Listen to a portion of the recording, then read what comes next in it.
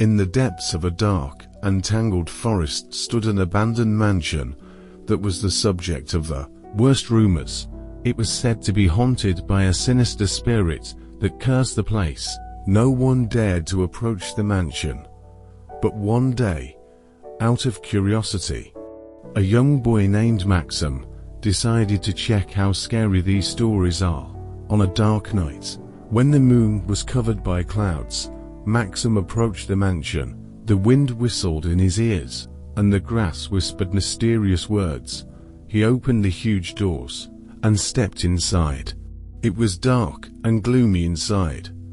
The light from Maxim's lantern barely illuminated the room. The floor was covered with dust and the walls were covered with cobwebs. The air was saturated with the odor of rot and decay. Maxim could feel his skin getting goosebumps.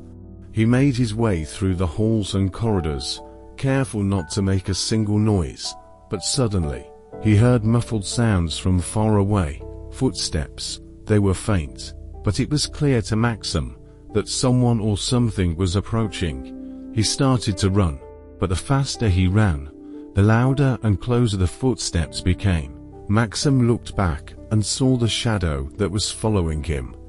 It was tall and dark, with no definite shape. Maxim realized that he was trapped.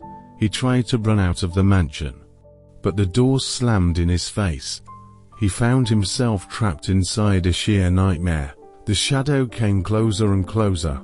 Its cold breath felt on Maxim's neck. He closed his eyes and tried to calm himself, but the shadow kept coming.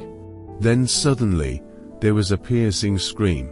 Maxim opened his eyes and saw the shadow scattering into a multitude of small blackbirds. They flew away in all directions, leaving Maxim in complete silence. He ran out of the mansion and realized that something incredible had happened to his life. He would never again forget the fear and terror he experienced inside that ominous place.